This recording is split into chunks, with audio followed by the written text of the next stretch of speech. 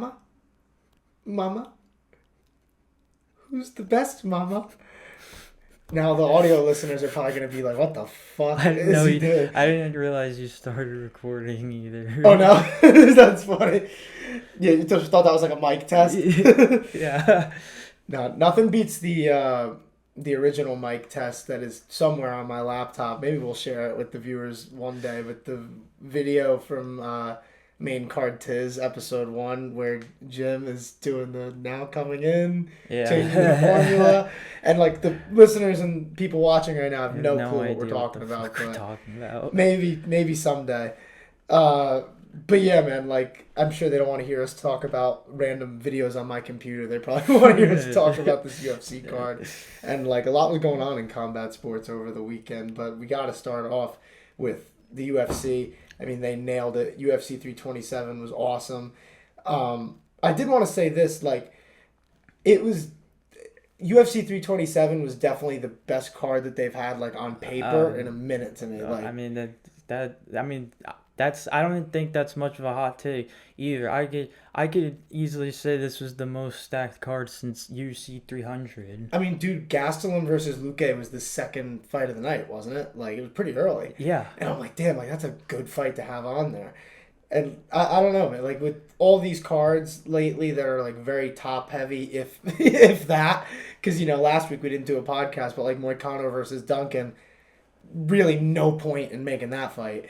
But anyway, you know, to focus on what the UFC is doing good right now, like, this event was fantastic. It looked fantastic on paper coming in, and then it lived up to the hype on fight night. And this night truly, like, the UFC did everything right when it comes to, like, the marketing and the promotion. It was a fun week for, like, the lead up. Yeah. And some of that is the fighters too. Like, obviously Jiri's a big star. And then we were just making fun of Josh Hokit there in the beginning of the show. Like, there was a buzz around this event, and then the fights delivered, and it feels like, even though the main event made a lot of people sad, hey, people were hyped. So yeah, fun fact about this card for you and I. This featured 6 fighters that we were in the building for, between the UFC Atlantic City weigh-in back in 24 and UFC 302. So we saw Nate Landwehr, Vicente Luque, and Luque Godinez weigh in the Atlantic City. And then we saw Randy Brown, Kevin Holland, and Paulo Costa fight at UFC 302.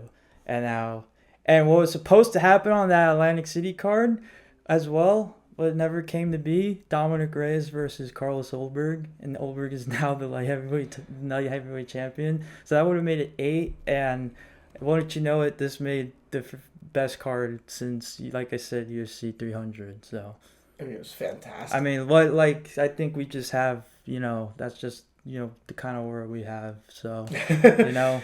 The Herd Handbook, manifesting things into reality. Yeah. But this honestly was fantastic. Like, you know, I've said this before. Like, we really do got to have, like, a fight companion stream, like, more often than we, like, because we've only done it the one time at the live show. And I'm not saying it's, so, like, last night we had a bunch of people at my house watching the fights, and, you know, some people are focused on it, some people aren't. And, like, honestly, after my parlay got cooked, I was like, I'm going to watch some of this tomorrow. But it was actually funny when I was rewatching the card this morning. I was like, damn, I actually remember more of this than I thought I was gonna, because your boy had quite a few drinks. But the fights were just fantastic, and the atmosphere of that was kind of fun, especially during the Hokit Blaydes fight. That was kind of cool, because you remember from the Seattle card, kind of like people when they come over for the UFC, that's like kind of split. Some people are hanging out in the other room, and then some people are sitting there watching. But like for that fight specifically, Hokit versus Blaydes, it was funny, like, watching everybody slowly pour in. No, like, just unironically too, because Hokit had been sweeping the internet with his fight week, and then, you know, not who we were with, I mean, didn't really come to see Josh Hokit, but they were just, now they know him. Just to watch the fight, and everyone saw a classic. Yeah, so this is interesting to me about Josh Hokit's character, and I know we usually go in order for the show, and, like, we'll definitely still do that, but just to stay on this topic, like, the thing with Josh Hokit is, now that you've seen a fight like this where he's able to beat a guy like Curtis Blaydes, and it's this huge win and a huge moment for him, and like our casual fan friends, they loved it, and like now they're a fan of Josh Hokit, and they have no idea about like this crazy gimmick that he puts on. And what comes to my mind is kind of like, well, he doesn't even really need to do it at this point, like, because if he's fighting like that, here's after last night, I'm convinced that it's not a gimmick. you didn't see the video of him. He was doing like some media stuff for the UFC. I think it was like recording one of those promos that they'll play like during the card, and he's doing like the whole shtick on camera. And then right after like they tell him cut, he like kind of gets up and he's like, oh no, he was doing an interview with the Sanko and them for like the weigh-in show. That's what it was. And so he was doing like the whole gimmick for a few minutes. And after it wraps, he gets up and he goes, sorry about that, guys. Like, he's kind of like, that was kind of crazy. So even, I think it's a bit of a gimmick, but like, you know, in the pro wrestling kind of view of it. I want to say it's just who he is, because the people who... He's definitely people funny. are going to find it... Like, if people are going to get mad at it and call it cringe and just want him to lose all the time, then that's their problem. That's their problem, you know? Yeah. I mean, I just... I personally, it's grown on me. At first, I was like, this guy's just a moron. Like, outside of the octagon, he's not hurting anybody. No, definitely not. But I don't know, like... So, I mean, yeah, well, it's because it's working for him. Clearly, it's working for him. Like, he stole... I mean, he obviously stole the show last night. He won both bonuses. So... Josh Hokit. But, yeah, what's working for him is what he should keep doing. So, and clearly, it worked throughout fight week because he got everyone talking about him as the third fight on a main card pay-per-view. I mean, dude, when's the last time we started a show talking about something that's not the main event? And the main event's a title fight. It's not like we're not even talking about a UFC fight night here. It is kind of crazy when you put it into perspective like that. And like, Josh Hokit is the guy to break that ceiling. But like, he had a great night. But, you know, we do got to get into the main event, because you could argue that maybe not. Actually, I was going to say he probably had a better night than Josh Hokit, but maybe not, because I think his leg probably hurts. But for those of you guys who didn't see it, in the main event, Carlos Ulberg knocked out Jiri Prochazka in the first round, basically on one leg after he blew out his knee, like pretty much, 90 seconds into the fight. Wins the UFC light heavyweight title despite that. I mean, a lot of people... So I'll say this. I definitely want to talk about Jiri.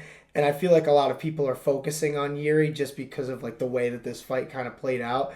But I want to start off by giving props to Carlos Ulberg, because, you know, we're talking about how Jiri lost, but Carlos Ulberg knocked him out with one leg pretty much. And the heart that takes and the composure that takes to know that you're so badly hurt that you could barely stand, and then to still kind of stay in there, look for your shots, and then land just a clean punch on Jiri like that. It's fantastic. That fight would have been cool if it got to the end of the round. So it's not even like Jiri Prochazka all it really had to do was get to the end of the round, and there's no way it was going to go 5 rounds. So it would have been Jiri's fight to win anyways, and he let it go. He let it go. He blew it. You know what I mean? And then sorry. I know we want to give credit to Ulberg, but because the fight was so brief and just surprising how it turned out, because it's not like Ulberg put on a clinic offensively to get that finish. He just had that war. He just got the warrior spirit in him. And it's literally the call the ambulance, but not for me. Yeah. Meme. Oh my God. Yeah, you're right. To do that so not only is he on the back foot, but he's on the back foot of not a broken leg, but a torn ACL supposedly. And then he just clips him with the overhand and just goes to town on Jiri. That's just so. That's all that needs to be said. It sucks. What sucks is that now, you know, we're gonna have, you know, now the light heavyweight title is gonna be pretty much on hold again, and we're gonna have an interim once again, most likely. So, but Ulberg, that was an absolute inspiring, motivating warrior performance. And now City Kickboxing has another champion under their name. So, but for Yuri, I mean, there was. So I think it's easy to say a lapse in the fight IQ. Duh. For me, it's because afterwards he claims that's just not how he wanted to win. It was like it just went against his pride, whatnot. And then the whole. See, my thing is like the whole samurai thing. I don't think it's. Correct me if I'm wrong. Anyone can correct me if I'm wrong. I don't think a samurai is supposed to show mercy to anybody. I also don't even think he was. Like, I don't buy that because he did take his foot off the gas pedal, like, immediately after he hurt his knee. But, like, he was still kicking that lead leg constantly, which was literally knocking Ulberg off of his feet. I just don't think Jiri wants... Like, he's just not much of a grappler. I mean, I know he can grapple, but it just seemed like he wanted to kind of pick his shots and knock him out on the feet and then just got caught blitzing in like he usually does when he loses. Like, I don't know. I don't buy that he showed him mercy because it's like still a fight. Like, I feel like I don't buy it either. What are you showing him mercy for? Like, that's what I was saying. I think it's clearly a lapse in fight IQ. But what he claims is that that he didn't want to beat him that way. So, I mean, I'm just judging based on what I saw. Like, that was a very questionable decision to invite him back off the fence and want to stand and bang with him. Yeah, especially such like a technical kickboxer like Ulberg, and it was just crazy to see that. Like, this sport never ceases to amaze me, and like it's things like this that truly show you that MMA is fantastic because like it's really not over until it's over. You know, the fight starts, and we can't even really analyze much of it because Ulberg got hurt so early in the fight that like it kind of changed everything right off the bat. And then you basically think for most of that round that it's just a matter of time until Ulberg gets finished and he knocks Jiri out cold. Like, tell me that this sport is not the best. Like, this is what I'm saying. These are the moments that make me love mixed martial arts. So it was a great win for Ulberg. It does suck for Jiri. But at the end of the day, like you said, it's kind of just a lapse in fight IQ, it seems like, more than anything. Whether you guys watching or listening think that it was him showing mercy or if it just was simply like a bad moment of judgment, doesn't really matter because the outcome's still the same. And I actually kind of wanted to touch on this point that you made too, like a little earlier, because obviously now Ulberg is going to be out for a bit because I'm assuming he tore his ACL. I think they confirmed that.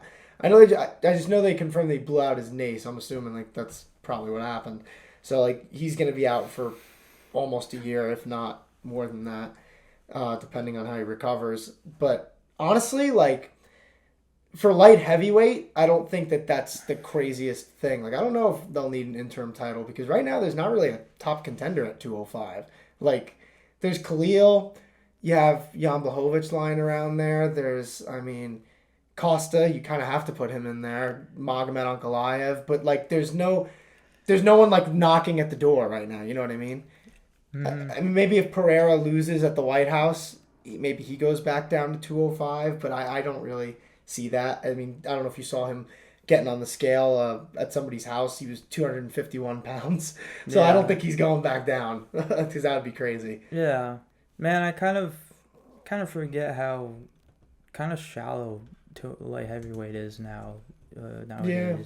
It's pretty because you just saw number 6 in one of the fight before this, Paulo Costa and Azamat.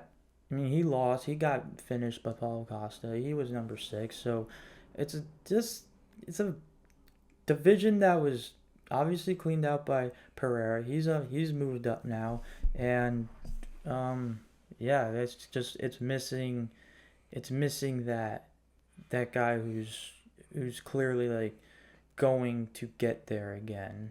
Yeah. Even though this took a while for Carlos Ulberg, but he eventually got there. It's been cool to see Carlos Ulberg's rise to the top. It's been an interesting one because he's really good. I remember he had that early loss. I forget who he fought, but it was like very early in his career, and a lot of people, honestly, like including me, kind of fell off the bandwagon for a bit. And then even when you think about his wins against like some of the contenders that he faced on the way up, like they were kind of weird wins. Like, I think that who did he fight when we were at Aiden's store for UFC London? Was that Jan Blachowicz? I remember that fight was really close. And then the Reyes one is the one that like really, sealed the deal on the title shot. But it's like, again, Ulberg was really the only guy who could fight for the title. And I remember we were saying, like, before Pereira officially moved up, we were like, I guess that's the fight to make just because you have to, but nobody really wants to see it. And, I mean, maybe now they do because Ulberg, got the title. But before that, it's still a little bit unproven. Uh, so it just seemed like the Ulberg-Jiri fight made sense because Jiri basically was beating everybody else and there was no one else for him to fight because like he'd already lost twice to Pereira, so like it kind of opened up the door for him, and to kind of lose like that is just devastating for him. And I don't know what's next for him. I think the division kind of has to shake itself out a little bit, and then we'll see. And with Ulberg, hopefully he gets well fairly soon, and we'll see what the UFC can do because this. Well, yeah, I'm tough just one. glad that it's just good that such a awesome moment and story was taken from this fight, because if it had just went the whole way, all 5 rounds, and just a good not great fight, I don't know how much more you could really pull away. And then let's say that Ulberg still has an injury, right? I don't know how much more you could say that. Or even if Fury won this fight and Ulberg still blows out his knee, but Jiri wins the fight. We're just We're having a different conversation if that happens, because then it's like, oh, that was kind of disappointing because he got hurt. Like, you know what I mean? So, in a way, this was a pretty awesome outcome for everybody, except Yuri. But like, I think the UFC could definitely market off of this because, like I said at the start of like the topic, to have the composure to blow out your knee. You blew out your knee, and you're getting your lead leg kicked because that's where you have all of your weight because you can't put any weight on that knee. The fact that he had the composure to still keep standing and like look for his shots rather than kind of panicking, not knowing if he's even going to be able to make it to the next round or to the end of the fight, like to stay composed like that and to land such a clean knockout with that injury. I mean, that's got to be a dream for the UFC because that's a story you could constantly tell people. It's amazing. I mean, I feel like we're not thinking about it now, and we'll see like how his title reign ends up going. But like if Ulberg ends up turning into a guy who defends this title like a lot of times, this is something that's going to be like a career defining moment. And even if he loses the title in his next fight, he never gets back to it. That will always be just an incredible moment to me. I think a lot of people are just sad that Jiri lost, including myself. But yeah, I just think that this was fantastic by Ulberg. Like I think he's almost not getting enough credit because of how polarizing Jiri is, and just the way that it happened. Mm-hmm.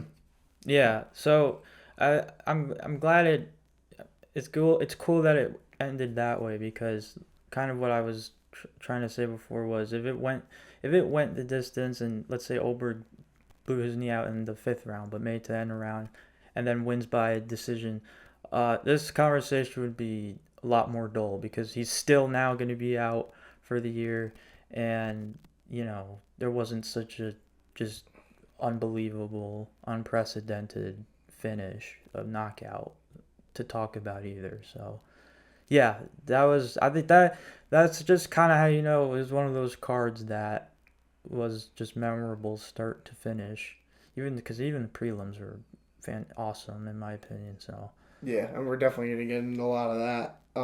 What's up, guys? Sorry to interrupt the podcast real quick, but we have a message for you guys. If you enjoy her Hamburg's content, you want to see more, consider subscribing to the channel, leaving a like on the videos, all sorts of fight content as much as possible, podcasts, interviews, vlogs. We have it all over here, so thank you, appreciate it. We appreciate you, and like he said, please subscribe. And now, back to the show. We kind of touched on this before, so we might as well move on to it. We got the co-main event between Paulo Costa and Azamat Murzakanov. And Paulo Costa, I mean, he might have found his division here at 205. Hands Azamat his first career loss, TKO in the 3rd round. I actually thought this was an awesome fight, and it got kind of overshadowed, and rightfully so, because the fight before it was one of the best fights I've seen in a long time. I mean, Yeah, no, but this was this was awesome fun. fight. It was competitive. Like the first round, Paulo I'm Costa happy looked for Paulo good. Costa. He deserves it. I'm happy for him too, and like it's fun. That adds some life to Well, and it's 205. good that he doesn't have to kill himself to make middleweight anymore. He can, he now he gets to bulk up as a light heavyweight, and I think he just looks more natural even. I was actually about to say that he does look like a lot healthier. He's very like shredded at 185. And he's probably 185, like for maybe a grand total of 10 to 15 minutes. Yeah, just once he rehydrates, I'm sure. Yeah. I think I remember when he fought Yoel Romero, I think in the cage he was like around 220 pounds. So it's like almost 40 pounds in weight within not even 24 hours, pretty much. Yeah, this was a bigger upset than people realize. I think I don't. Murzakonov's good, dude, and he showed flashes of why he's so Yeah, he good, did. especially in that second But his round. problem was just going for the kill right off the bat. I think Yeah. he kind of downplayed at least what's still there for Paul Costa is the veteran savvy, and he knows that it's a marathon, not a sprint, and that he can still get the finish even if it's in the third round. So, basically, Paulo Costa just had the body kicks working the whole fight, and I think also as well, I think it was Murzakanow's lead hand, his arm, like Paulo Costa had a really nice kick on and basically like just rendered it useless. Yeah, it was kind of crazy. Um, He didn't like kind of get. He didn't really get the hand all the way up, so it kind of just like kicked him like right before his hand. I Was think where it needed to be. Murzakanov just more or less thought it's just gonna be breeze. Paulo Costa's on the back end of his career, and he's now he's coming up to my division, and he just tried to walk. He wanted to walk him down at the very start, and Paulo Costa wasn't having it. Even though Paulo Costa had to counter strike him on the back foot, that was no problem for him. I think he just kind of showed Murzakanov like, yeah, any given fight night, you can't kind of just downplay what your opponent's gonna bring. That's kind of how I see it. Yeah, I mean, Paulo Costa was kind of a wild card coming in. I think a lot of people probably saw it in the way that you were describing it before. Like, this might be the UFC kind of feeding a big name like Costa to undefeated Azamat Murzakanov. But the flip side of that was like if Paulo Costa wins, you immediately have an exciting contender at 205.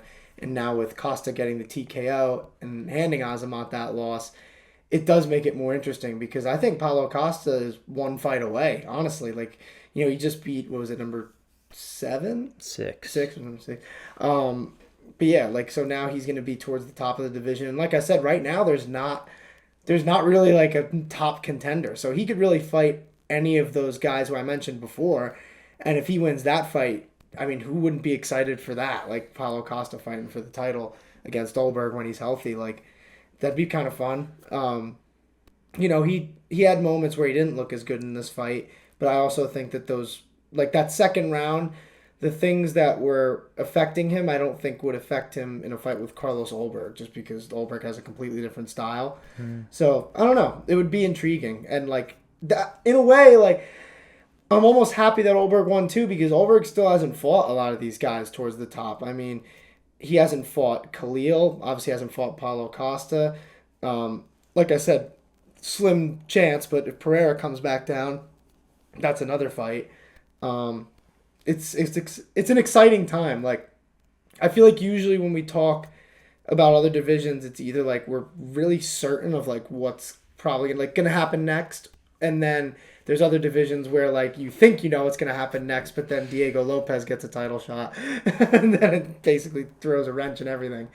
But yeah, man, I think anything could happen at light heavyweight right now, and that kind of excites me. I think this year is going to be a big year for the contenders at 205 to kind of prove themselves, and because the shot is right there, like it's right there.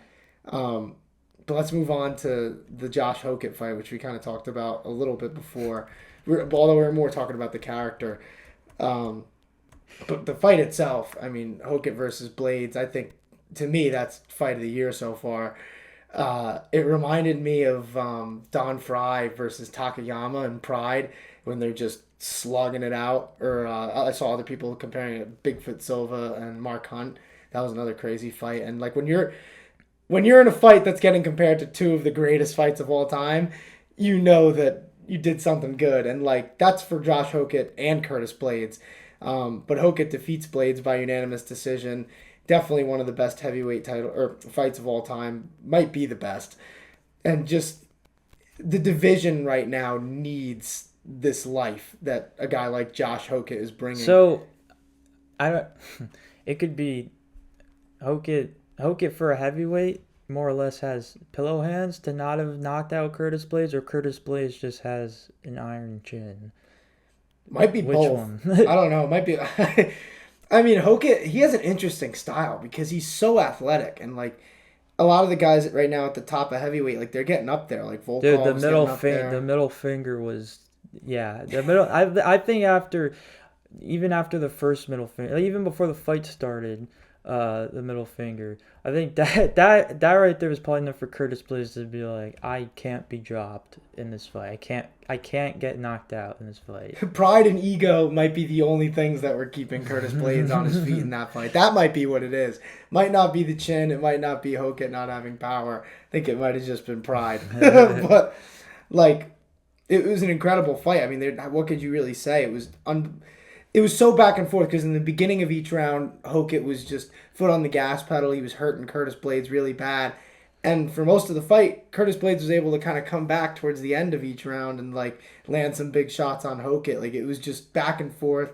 You know, not a lot of defense in this fight to be talked about. Quite a bit of offense. Just oh my god, absolutely man. incredible. And like from there, you know, Josh Hokit cuts an insane promo with Joe Rogan as usual. Okay, yeah, the rhyming is definitely that's definitely a gimmick. Yeah, I mean it's like but but for this fight to just, I mean, come on, that couldn't have been scripted now, could it? I feel like that had something tells me that was just off the dome and it just worked. He's definitely a funny guy. Like even if you think it's cringe, like you gotta admit the guy's kind of funny. Like he says things that are kind of stupid, but like your mind has to be in a comedic place to even go there.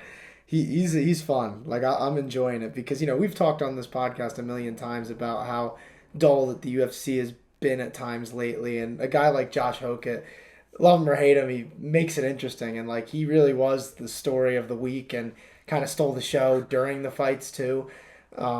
Just absolutely insane. And then after, he grabs a spot on the UFC White House card, and he's going to be fighting Derek Lewis. Like, talk about a good night. And then you also got 200 grand. That guy literally just had the week of a lifetime. Yeah, it was fantastic. Like, he really won the entire week from start to finish. And I do want to say, like, Hokit getting a spot on the White House card, you know, just right after pretty much he walks out of the cage. I love that the UFC did that. And, like, I was telling you before the show that I think that, like, this is kind of what's been missing lately with the UFC. Like, the fun part of it, the surprises, like, spontaneity. The fact that, like, this fight was something that Donald Trump was talking about to Dana White, saying, like, why isn't Derek Lewis fighting on this card? He's like, you know what? I'm going to give Derek Lewis a call. And then, like, Josh Hokit immediately getting on the microphone and saying, I want to fight there. It's like, everything just worked. And like the fact that the UFC managed to get this fight together basically within minutes of Hokit winning a fight of the year contender versus Curtis Blaydes, they deserve a lot of credit for that, man. Like that's what I'm saying. That spontaneous like ability to have fun with it and like make fights that get the fans excited. That's what made them into what they are. And like we're not seeing as much of that lately, but here we did. And I hope that we get to see more of it. Because part of that is the fact because of the personality that Hokit has brought, which has been completely different to just about everybody else on the roster. And so, I mean, that's kind of, yeah, I mean, there you go. Like, you just do out there stuff, you know, act a certain way, and it just works. You know, if it works, then why would he stop doing it? So, you know, that's like just because you call him you call him cringe and that, hey, I just want to see him get knocked out in his next fight. Like, But you're watching. you Like, watch, yeah, I mean, you're yeah, paying you're attention. reacting to it. So that's what matters, you know? Yeah. You ultimately want to make people feel something in this business. And the UFC has been like a lot of cookie cutter cards, just to fill the schedule. And like this one really felt like a big event because of everything that came with it. And that was because of the fighters. It was because of the UFC. I always say this, like, when the UFC deserves to be criticized, we'll criticize them. But when they have a great night like this, they deserve credit for that. And like what they did with this whole Josh Hokit situation has really just been phenomenal. And like it makes the division fun because right now heavyweight needs a guy like Josh Hokit to add some life to the division. And love the guy or hate the guy, it's exciting. And even besides that, now the UFC just signed Gable Steveson, who's going to be debuting during International Fight Week. That's another jolt to the heavyweight division. So heavyweight is not in a horrible spot right now. We could see some more action throughout the year. And a fight like Hokit versus Blaydes, obviously, people aren't going to be forgetting about that one ever. So it's fantastic. But, to move on, though, to Gable, because I do actually kind of want to talk about that. It feels like it's been inevitable. It was more so just like how much experience do we want to see Gable have outside of the UFC. But in the regional scene for a guy like Gable Steveson, it's probably like nearly impossible for him to get a fight booked because you're facing a guy who's the most elite prospect that we've seen in a very long time, honestly, in MMA. And he's looked great in the fights that he has had outside of the UFC. And we don't know who his opponent's going to be yet. I have a feeling it'll probably be, like, I hate to put it like this because, anybody who gets in the cage deserves respect. But, like, I feel like it'll probably be kind of a can because, he's only fought a couple of times. He's not the most experienced guy. I think they probably should see at least what they have first against a UFC like caliber competition and then kind of work from there. Because what I'm afraid of, I don't want them to do the same thing with Gable Steveson that they kind of did with Bo Nickel, where like you give him a couple of fights and then you give him like a top contender and he gets his ass kicked. I don't necessarily think that's going to happen with Gable, especially at heavyweight, because I think probably right now he's probably a top 10 heavyweight just based off of his wrestling athleticism alone. But it'll be interesting to see like kind of what they do with him. I think that that's going to be a fun addition to the division because he's another guy who he's very confident. He can talk a little bit like if he needs to. And people know him. Like I think even some people know him from like WWE appearances. Other people know him because of the insane collegiate wrestling career he's had. Didn't he also like play on the Bills practice squad or something? Yeah. So that's another thing. Like it's honestly, I'll say this: Zach, our friend Zach Pauly might have a run for his money for like one of the best athletes in MMA because Gable, I mean, he's done a lot of crazy stuff. But that's going to be a fun addition to the division, so I'm excited to see who they match him up against on that card. But speaking of like big cards too, I did kind of want to mention this too because it feels like it's been coming up more lately. But the UFC showed the rendering of what the White House event was going to look like using their typical AI slop nowadays, to put it bluntly. I'll say this. There's like a ton of problems that I do have with TKO and how they run the UFC. And there's plenty of worse problems than this AI slop. But I just don't like this, man. It's $1 billion company. They used to make the most insane promos like back when Zuffa was actually in charge. And, they've made some good promos in general this year. But, like, I hope they don't, like, lean more into this AI stuff. Because it's just... I remember like we were kind of sitting here watching it and like it was cool to kind of just see like what they were anticipating making for the White House event. But I just, when you're seeing like a cartoonish version of like Alex Pereira and Justin Gaethje, like all these people, you couldn't have paid these guys to like just pull up to DC and film a promo. Like, so I'm saying, and maybe some of that falls on the fighters too, because I'll say, I don't know if you heard about this, but Oscar Willis from the Mac Life, he was talking about this. He asked a few people for the UFC, who work for the UFC, why aren't they doing like a big world tour, like to promote Topuria versus Gaethje and Pereira versus Gane? Because like they've put so much expectation into this card. It's like, why aren't you guys like trying to build it like you have big fights in the past? And apparently the answers that he's gotten back is like the fighters just don't really want to do it because they don't have to sell a pay-per-view anymore, so they don't really care. Like, and I don't know, like that's it's interesting to like see where the UFC has gone in this post pay-per-view world, at least for the United States. And it seems like that lack of incentive. I mean, who knows if those UFC employees are telling the truth, but like that's just what I've heard. Yeah. But I don't know. I just don't love that they're like $1 billion company and they're basically just like a chat GPTing a promo for the White House event. It's just, but it fits with what they've been doing lately. I mean, TKO, they'll do anything for an extra buck, as we've seen in the past, and I will definitely see in the future. But I don't want to dwell on that. But it was definitely just a talking point because I don't know if you saw too, like a couple of weeks ago, the one reporter asked him about it. He asked Dana White about it. And Dana basically just said to everybody, he's like, go fuck yourself. Just fuck you, watch the fights. Like, shut the fuck up and watch the fights. I think that's actually verbatim what he said. Shut the fuck up and just watch the fights. So that tells you what TKO thinks of the UFC fans, what they think of you guys. So, for the morons who want to keep bootlicking the UFC and defending them for every wrong thing that they do, just know that that's what they think of you guys. Shut the fuck up and just watch the fights. So, but yeah, I can go on all day about that.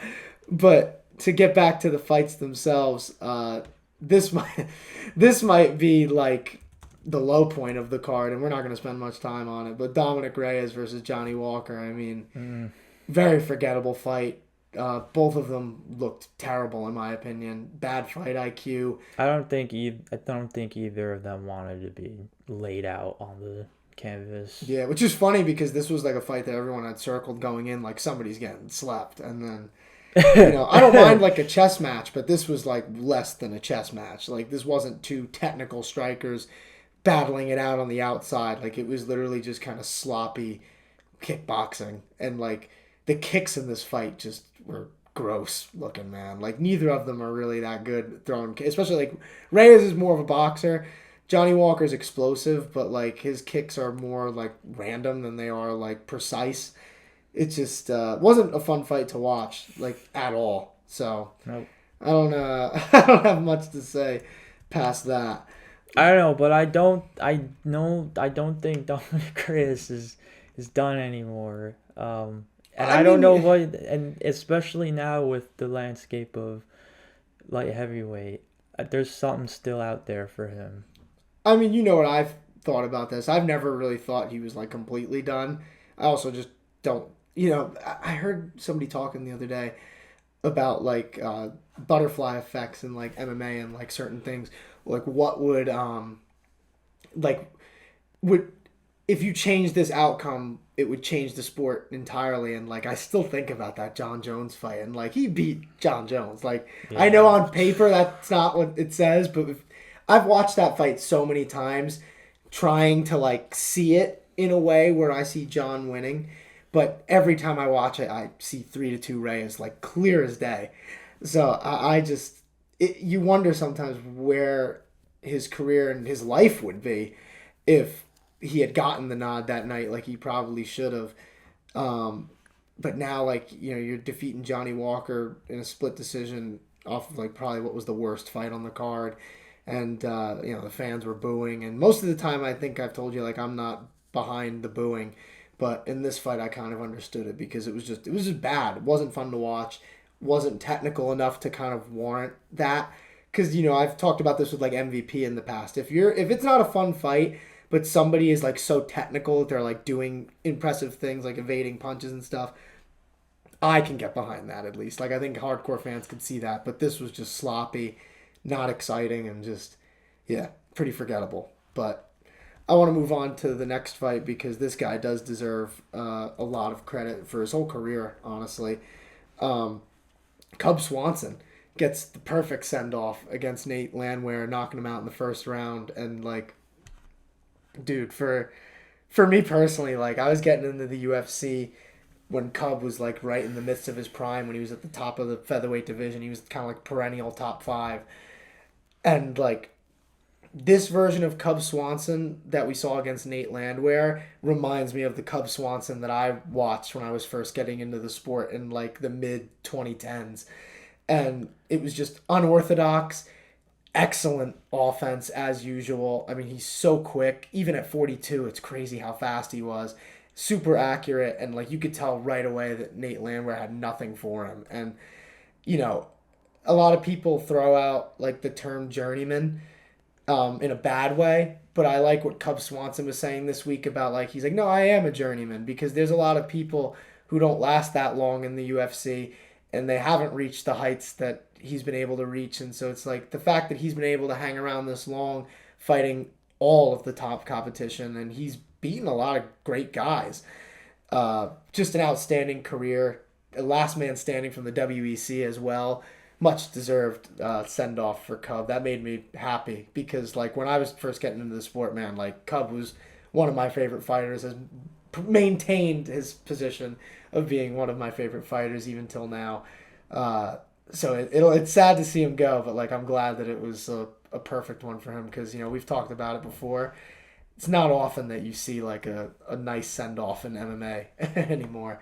So I don't know. What did you think of Cub in there? I know you had Landwehr in your fantasy thing. I think I texted you even before. I was like, that's a risk. Look. So to everybody listening, like I had a nice night going after the prelims, going to the main card. I'm just building out a FanDuel lineup. That's what I do. So how it works is you got 6 spots.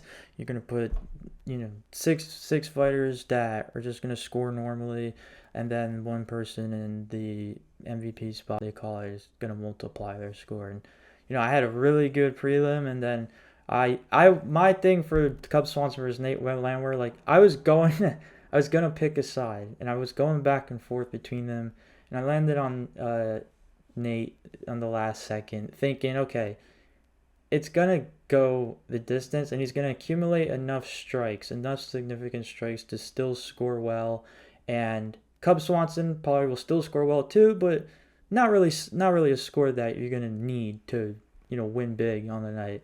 And I couldn't have been more wrong about it. I wish you had consulted me. I would have talked you out of it. Because like even when you texted me the lineup, I was like, yeah, it's pretty good. But I'm like, Landwehr's a risk. I'm like, that's a big risk. Yeah. It's just, to me, I don't know. Like I said, I've been watching Cub Swanson since I got into the sport. So like, I've definitely seen pretty much every fight that you could see.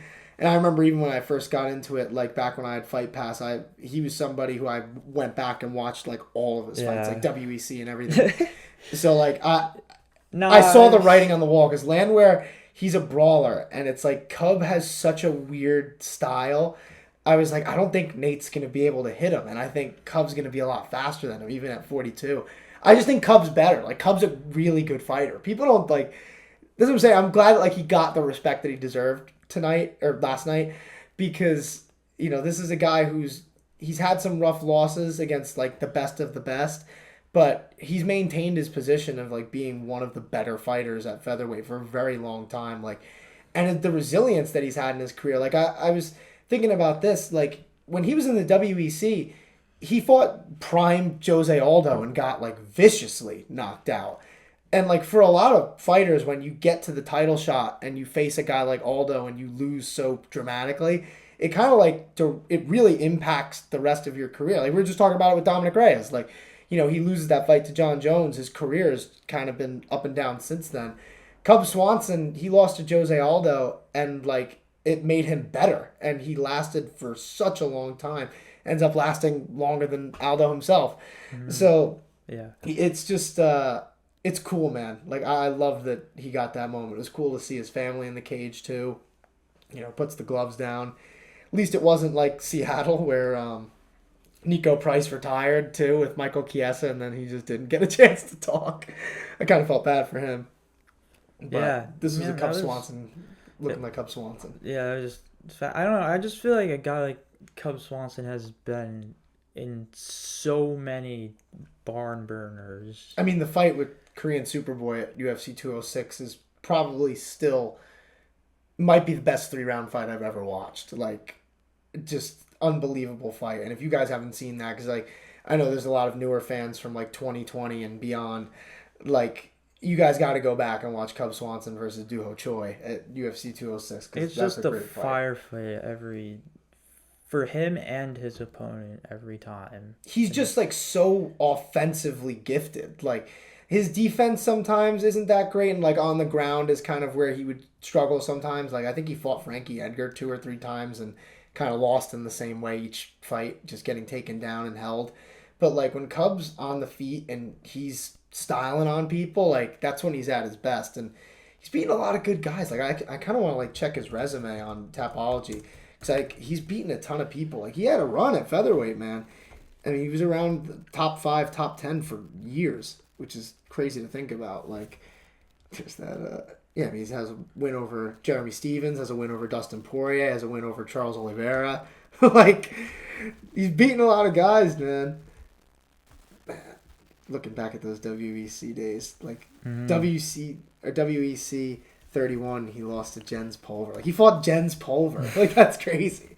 Fought Jose Aldo back in 2009. Yeah. Like, this dude is an OG, and like it's cool that he got that send off, man. But yeah, we gotta get into some of these prelims because you were kind of just talking about them too. Yeah, I mean, real quick for definitely. I've got no ill will or nothing against Nate Landwehr. I just think for selling on you. Yeah, I was like, man, they should call him Nate the Tank the way he just tanked my lineup. No, I mean, I think Nate the Train works. It's just the train just got derailed for you at that point. Yeah, like, it fell off the tracks. Yeah, right into the huge wreck. trees. Yeah, but I think they can give him.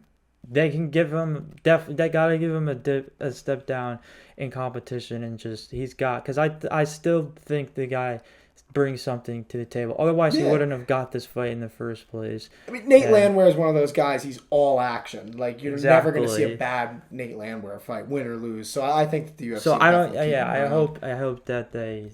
Yeah, hopefully the matchmaking is good for him because still there's still something with him and they should make sure. Hopefully this doesn't derail him going forward entirely. But yeah, I hope not. I don't think it will. But only time. But yeah, we can talk about prelims now because I made out really good with these prelims. These prelims saved me. I was able to still win something, a nice $25 last night because of these prelims. So, I mean, yeah, it's ended with Aaron Pico and Patricio Pitbull. 2 Bellator legends and never crossed paths or I should say, just never faced off in Bellator. It's just which, by the way, is opportunity. Hilarious. I think that the UFC scoops to both of them. They're still, they haven't been in here in UFC for long, and already they're fighting each other. It's just unfortunate, and part of why it's so unfortunate that it didn't happen in Bellator is because this is it for Patricio Pitbull. I just think Aaron Pico probably retired Patricio Pitbull last night, if you ask me. But at the same time, it was just a huge. It was a mismatch because Aaron Pico. I mean, the real encouraging thing with Aaron Pico last night was the striking and how after that first round, he was just able to just completely just overpower and just crack Pitbull with punch after punch.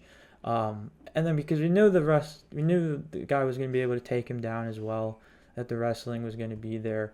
I just think he fought that fight flawlessly after the first round.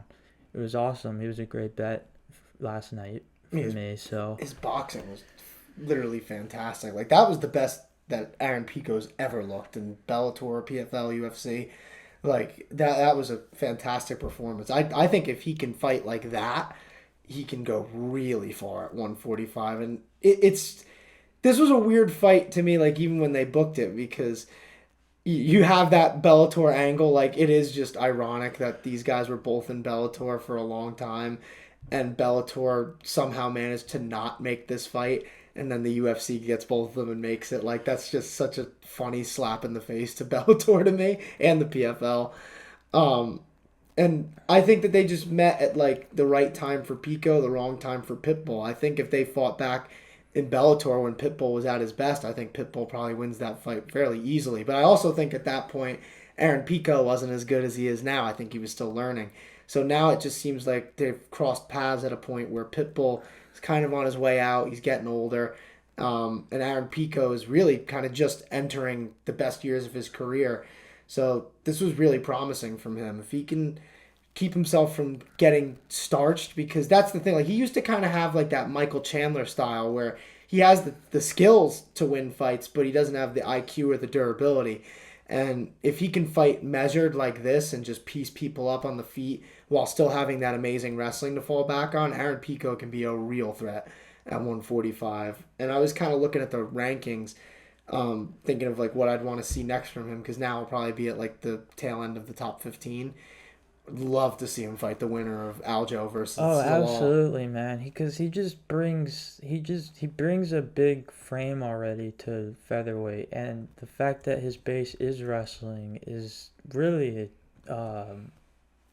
what's the word I'm looking for? I mean, A glass breaker or something. I don't know, but kind of just what separates him and makes him unique as his own fighter. So it's definitely useful. I mean, when people ask us about like what's the best base for MMA, and I think you could ask anybody and they tell you the same thing. It's definitely wrestling, and he has that foundation down, and he seems like now he's really starting to build that boxing around yeah, it. this was a great fight for him to just build up his striking confidence, and man, he really delivered last night. So And I mean, he beat a legend. Like, I know what fans sometimes like think about different fighters from Bellator and stuff. But like, if you look at Pitbull's Bellator resume, like, he fought a lot of really good fighters and won against a majority of them. Like, it's sad to say, but the UFC got Pitbull a few years too late, and it sucks because now it seems like Pitbull was he was never good enough to be in the UFC. I'm like, I just don't think that's true. I think he's just a little old. And like I said, they just met at the perfect time for Pico, wrong time for Pitbull. yeah, Would have been yeah. interesting to see this fight back in Bellator, but they managed to screw that up. Let's talk about Kevin Holland and Randy Brown for a little bit. That was kind of fun. A lot of a few close calls in this fight, which was kind of fun. But Holland dominated it. With him, like, I feel like we have the same conversation with him every time. Like, people ask, like, would he do better at middleweight? Would he do better at welterweight? I still think welterweight is the place for him, but he's just, like, so inconsistent when he fights. Like, sometimes he'll look great in a fight like this, but then other fights he just looks awful. And I really don't know what the reasoning is for that.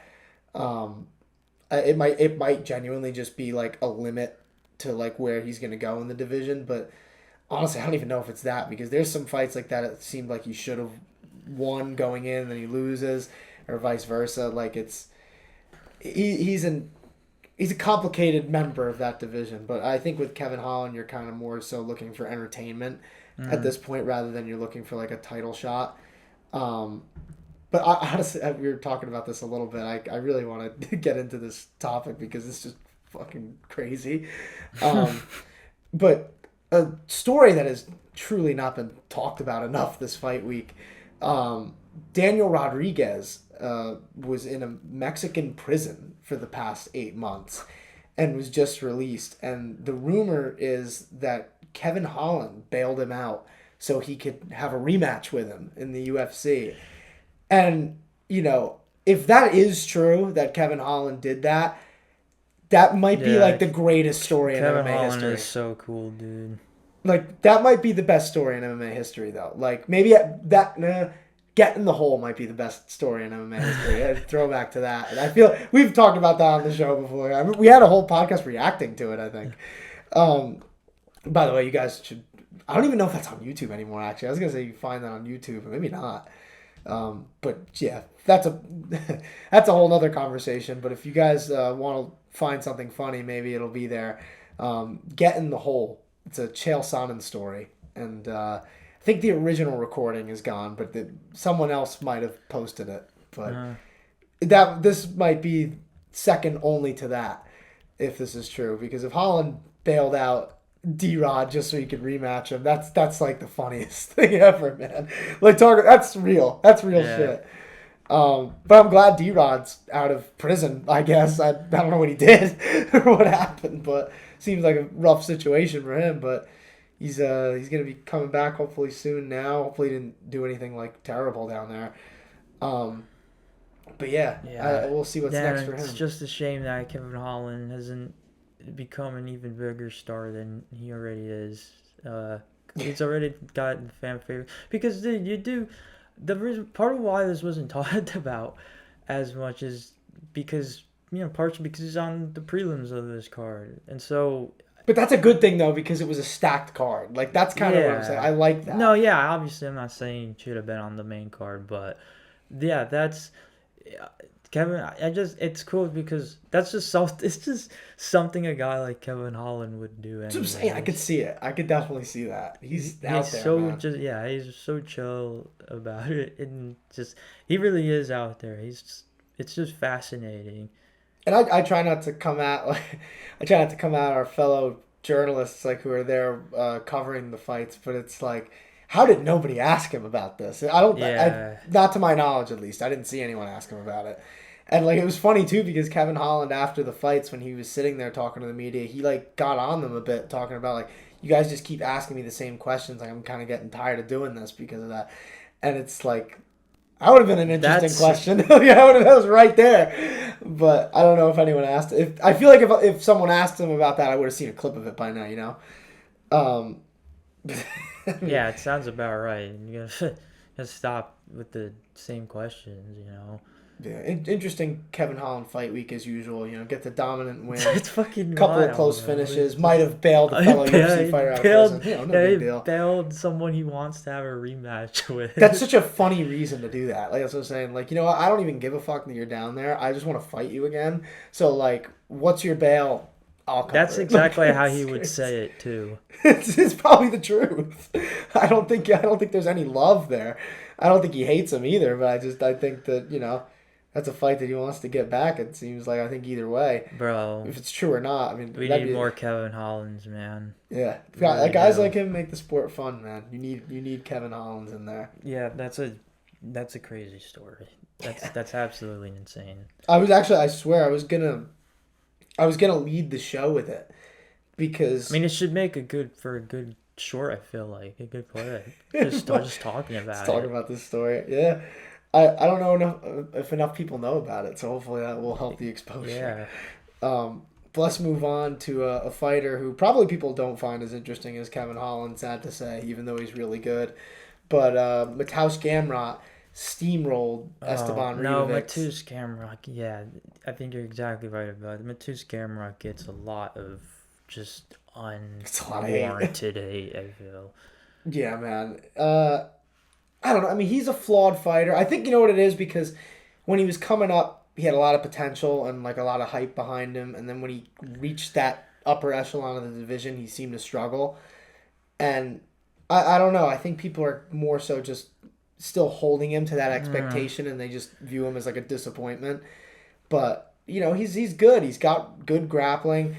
It's the striking that's the obvious flaw for him. And, but the thing is, if you're able to take a guy like Ribovics down and keep him there and submit him, the striking's not as big of a deal. But the thing is, and I don't know if you noticed this during this fight, because he was doing it. Ribovics just didn't make him pay for it. The reason why he gets dropped by a lot of these upper echelon lightweights is because when he changes levels, he bends straight down. He doesn't explode. He bends his head forward before kind of exploding. And a lot of times he's getting hit with uppercuts, hooks, knees, kicks. It's just a bad habit for him. He's sloppy on his entries. I think if he could get better at that, and who am I to say that? But I've watched enough of his fights, and it's a clear flaw. Anybody could tell that, even if you're not a insane wrestler. It's just I wouldn't even call it an IQ issue. It just seems like more of a movement thing. I think you could probably fix that. But yeah, Ribovics didn't have the skills to really make him pay in this fight for that. Because this is what tanked my big parlay. Yeah. I'll talk about the fight before it and how that fight made me really nervous. Another good bet for me that saved my night in some way. So I'm glad, man. I made my money back because of Cub Swanson, so I'm happy about that. I put a decent amount on him because I was that's good. Yeah. That's what I'm saying. I was money very line first certain. Round finish is pretty good. So yeah. Probably should have fucking added that, but straight money line, it was pretty good though. Anyway, because I don't remember. He might have been an underdog. if he wasn't an underdog, he was like a very slight favorite. But I was just like, I was very confident that he was going to win that fight for what the odds were. Yeah. So I was like, I'll put. It was sweat free for you. Yeah, I was like, I'm going to put what I bet on the other, like all the other wagers on this because I'm pretty much certain that Cub's going to get this one done. And so like that kind of saved me in the end. So it's good. We both probably made a little bit. But yeah, this Gamrot fight definitely screwed my parlay up. I thought that, so like, that flaw that I was just describing about Gamrot, I thought that Ribovics was going to be able to drop him. But ultimately, this was the type of fight, right when Gamrot got him down the first time and Ribovics couldn't get back to his feet, I was like, all right, this is either going to be like a drowning him for 3 rounds or he's going to submit him. Mm-hmm. And then the second round, it was the second round he got the arm triangle? Second round, yeah. Had an arm choke, yeah. Ribovics just didn't really have the tools to deal with Gamrot's smothering grappling. But speaking of insane grappling, this was the first fight that was on my doomed parlay. And, dude, this one and it was really, nervous. Yeah, me too, man. I just, Tatiana Suarez was a bet of mine, too, in that lineup. And that first minute scared me. I know it scared she me, was too. She was not very popular at all from the public really just stayed away from this fight. And I guess some of that has to do with the fact that, if Luque could keep it standing, then she would be able to kind of do what she did at the very start of the fight and knock Tatiana down. But another kind of how like with Jiri Prochazka, it's kind of a lapse in the fight IQ with Godinez, and I think she just played into what Suarez is obviously fantastic at with the grappling. And Tatiana took care of exactly the way she needed to do it with the finish because, she's got to be next in line for a title shot, right? So yeah, I guess it depends on what happens with Zhang Weili. So Dana White said at the post-fight press conference, he said that they're going to be announcing something for Zhang when they go to Macau in May. So I'd imagine that she's coming down to 115 to fight Mackenzie Dern. And I don't think anybody would put Tatiana above the former champ. Obviously Tatiana lost to Zhang right before she went up. So I think if she is coming back down to 115, I think Zhang versus Dern is the fight that you have to make. And by the way, if Dern loses that fight to Zhang Weili, talk about the most pointless title reign of all time, which is kind of why I was mad that they kind of made her leave the division in the first place to fight Valentina. Because I'm like, if she loses to Valentina, which is very possible, she's going to have to come back down and she's going to steamroll whoever's the champion. And that just, sadly, for Mackenzie Dern is her. Because I still think, unless this is going to be like a Roy Jones situation where the movement and weight is actually just going to mess with her chin and stuff like that, I think that Zhang is probably going to get the championship back. But if she does, I don't know. Tatiana Suarez, who else are you going to give to, Zhang Weili? It's time for her, man. She's been on the climb for quite a while now, I feel. Yeah, well, she lost to Zhang, but, besides that, she's been pretty dominant over the rest of the division. Right, she did. Yeah. That's what I'm saying. The division's in a weird spot right now. That's why I didn't like that she had to vacate because, like I said, it's not like it was a foregone conclusion that she was going to beat Valentina, and obviously we saw how the fight went. So now she's going back down to 115. Like I said, if she beats Mackenzie Dern, it's what was the point of that? Not the point of her going up, but what was the point of making her vacate in the first place? But honestly, if Mackenzie Dern is able to win against Zhang Weili, her versus Suarez would be a great fight anyway. Just the straight wrestling versus jiu-jitsu aspect of it. Yeah. That'd be the female version of when Ben Askren fought Damian Maia in Singapore. Yeah, dude. Tatiana Suarez is strong as hell, man. Yeah, she's... For any woman, she's great. Wow. She follows us. I don't know if you know that. I think I've told you. Didn't know that? Yeah, she follows us on Instagram. Listen, I don't know if that's changed. Yeah, no, I'm sure you've told me, but Yeah, it was when... Wow. It has...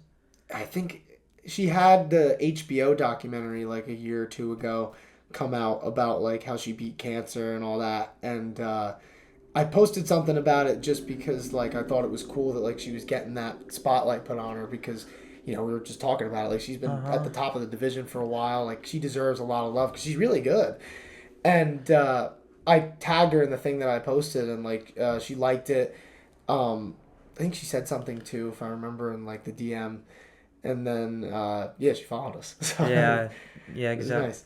That's kind of Tatiana cool. Suarez always have the support of her handbook Yeah, here. definitely. She's cool. Congrats to her. I've been a fan of her she's another one I've been a fan of for a long time. It's crazy. She's been in the UFC for a minute, like, and it doesn't seem like it because she's had so many injuries, which is sad because she hasn't been as active as she probably would like to be.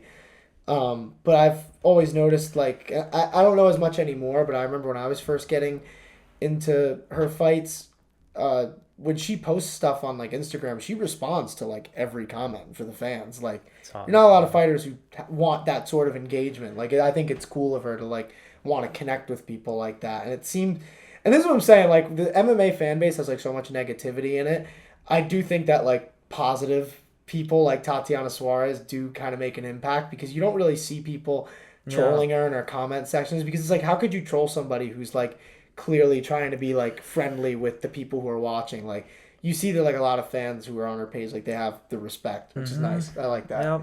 Don't keep her away from that title shot, UFC. Yeah, she's Let's awesome. go get that title back, Tatiana. Yeah, she can get there. She definitely could get there. But yeah, man, I mean, this was just a great event in general for the UFC. Like I just said, they deserve a lot of credit. One last shout out for the prelim. Sure. Vicente Luque. Yeah. The longtime vet facing another longtime vet, Kelvin Gastelum. So like people were looking at this fight, right, and it's like, wow, you got Kelvin Gastelum on the second fight of the entire night, and that's just to show you how stacked top to bottom this card really was. It also shows you the result while Kevin Gastelum is on more or less on his way out. Because what do you do with him after that? Seriously, what do you do with him? Because you finally get him in there, and you've got Vicente Luque moving up to 185. And it's not like he's looked super great in the past everyone was counting Vicente Luque out. Biggest underdog in the card, and your boy believed in him, put him in the MVP spot, and that's what actually it was like the only one that put him there too. The only one that played him. He was, like I said, big underdog on the card. And it was insane because Kelvin Gastelum, I mean, kind of went how you expect in the beginning. But, I mean, like he left his chin hanging, and all it took was that uppercut. And then once Kelvin dropped, like, you already knew Vicente Luque was going to find a way to get that anaconda choke. And that was sick. That was a really great showing for me. Yeah, I was hyped to see that. He deserves a lot of credit for it. I mean, I wonder what's going to be next for Luque now at 185 because Gastelum is no small feat. Yeah, it was RoboCop in his corner too. Yeah, isn't that crazy? It's a good year for them so far. Well, I was gonna say, like, think about they're in the same weight class. Yeah. Like, RoboCop is huge. I don't know how that guy makes 185. Like, that's unbelievable to me. And like now he's in the same division as Vicente Luque, who is like clearly smaller. Like, it's just, I don't know. It'll be interesting to see how he progresses through there. But yeah, man, this event was fantastic. I enjoyed it. Going into the fights, I was hyped for it. The fights themselves lived up to the hype. UFC deserves a lot of credit. They put on a banger for UFC 327. Yeah, man. It felt like it's getting, like I said, when I said in the beginning, it's the most stacked card top to bottom since UFC 300. Like, this is what talking about it kind of felt like, that excitement throughout the entire thing. You had meaningful fights everywhere on the card. I mean, in the prelims, you had a fight like Tatiana Suarez versus Luque Godinez. Those are two of the top contenders in a weight class. Yeah. Like, when's the last time we've seen that? All the fights made sense. Yeah. There was always something. You said it best. Every fight was meaningful. There's something to follow. So, and it's just there's great fighters. Bunch of great fighters. So, just wish TKO would see what happens, like, when they have storylines throughout the week and something to get the fans emotionally invested rather than just saying, hey, you should watch this fight. This person's ranked number 5. This person's ranked number 8. We don't really care enough to, like, make you care about this person's story, but, you should watch it anyway. Yeah, you got Dana reading off of, like, a cue card announcing, like, insane fights. So you have like a card like this kind of reminds you of what the UFC can be if they really want to be. But another great moment from the weekend, Tyson Fury a few hours before this card started, he fought Makhmudov in the UK, and this was a typical Tyson Fury win. He looked a little bit rusty to start. It's been, I think, a little over a year since he's last fought. So, looked a little bit rusty in the first couple of rounds, kind of settling in, but then pretty much halfway through round 2, and clearly to start round 3, like he was just on it. And, he wins the fight dominantly. But the story here isn't even really the fight as much. It's what happened right after the fight. Tyson Fury cut an amazing promo, called out Anthony Joshua. And, like, when I was watching it, it felt like I was watching, like, Gladiator or something, like one of those types of movies. And he's like, Anthony Joshua, I challenge you to fight me. Do you accept my challenge? Like, just, Yeah. I love it, like, when it can be so blunt. It's like, man, I want to see that fight. Like, I've wanted to see that fight for years now, but that made me really want to see it. Because I'm like, when's the last time that it made this much sense? Like, they're both on the back end, it seems like, of their careers. Usyk is clearly the best heavyweight on the planet right now. And he's fighting Rico Verhoeven, which is, that's actually kind of crazy too. But like, you need other fights to happen right now in the heavyweight division. You just had Deontay Wilder have that fight with Derek Chisora, which was bonkers. Yeah. It's fun that the heavyweight division seems to have a lot going on in it right now. And I think Fury versus Joshua is just such a fun fight. Like, they got to make that. Anthony Joshua, you could tell he was kind of like playing it safe with his answers, like probably because he wants to get paid. Because I really don't think that either of them like are afraid to fight each other at this point in their careers. I just think they should get paid for that. This is definitely one of the biggest fights. Arguably is the biggest fight right now that you can make at heavyweight, even if it's not the most meaningful. Just that'd be so cool, man. So I think that this is the time to make that fight. I hope that they do. Seems like Turkey Al Sheikh is pretty effective in convincing people with boatloads of money. So hopefully we'll be able to get that one done. But that was cool to see the Gypsy King back. Also, got to say this. Love that he had the R.I.P. Ricky on the back of his shorts in tribute to the legendary Ricky Hatton. Who passed away last year. So, that was nice of Tyson Fury to do that. But yeah, man, this was a fun weekend. And next weekend, the UFC, they're going to be visiting our brothers and sisters of the North in Winnipeg, Canada. And it's a decent card. Like, there's fun fights on there. Not a lot of fights with title implications or anything, but, like, good matchups. Main event's a fun one. Gilbert Burns versus Mike Malott. He's going to be fighting at home. I think the co-main is Kyler Phillips versus Charles Jourdain, another Canadian. Jasmine Jasudavicius is fighting on this card. So, some stuff to look forward to. I mean, it's hard to follow up a card like UFC 327, but they put on a pretty decent one. And, I always say this, at least being in an actual arena, I'll take it. Can you believe that Tetsuro Taira and Joshua Van were also supposed to fight on this pay-per-view? Yeah, although it did help the card that's in our backyard in New Jersey. I think that other title fight being on there kind of makes it more fun. Because, like, I think with UFC 328, the main event, I hope this doesn't happen, but there's a chance that it looks similar to how Hamzat fought against DDP if he can't finish Strickland. I don't know how that fight's going to go, but, like, there's a possibility that could be a boring main event. So, like, I think having a fight like Van versus Tyra as the co-main will at least, like, that's guaranteed fireworks. That's going to be fun. Good point, yeah. That card looks so much better because of it, too. So, actually, let me look at it, because, like, it's kind of like a sneaky card. Yeah, you have Volkov fighting Waldo Cortez Acosta. That's a great fight at heavyweight. Sean Brady versus Joaquin Buckley. Oh, this is a fight for the old school fans, and I think new school fans will like it too.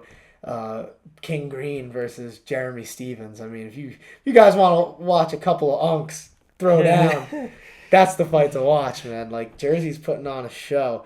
Even in the prelims, man, we got Jan Blachowicz fighting Bogdan Guskov. That's a really good fight. T.B. Gautier's back fighting Ozzy Diaz.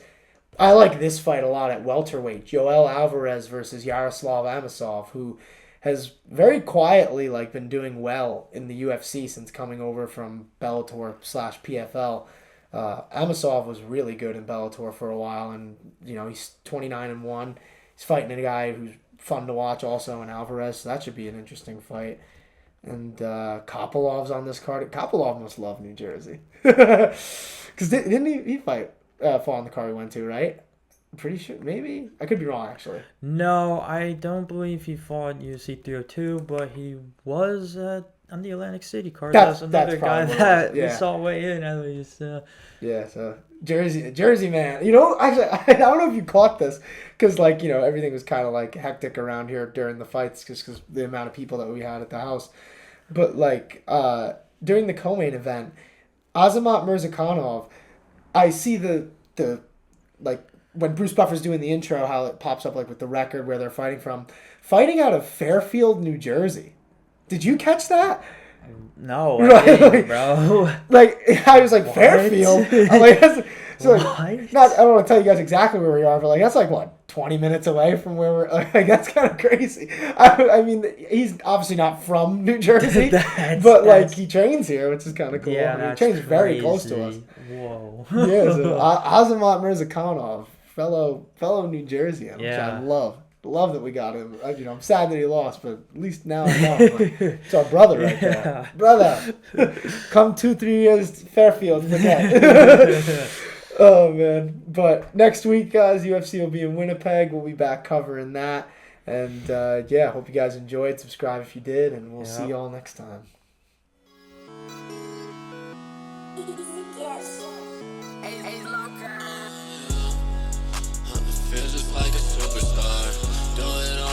I don't think I'm gonna see tomorrow. Living fast, brand new dash up in a foreign car. It's the type of shit that you be doing when you going hard.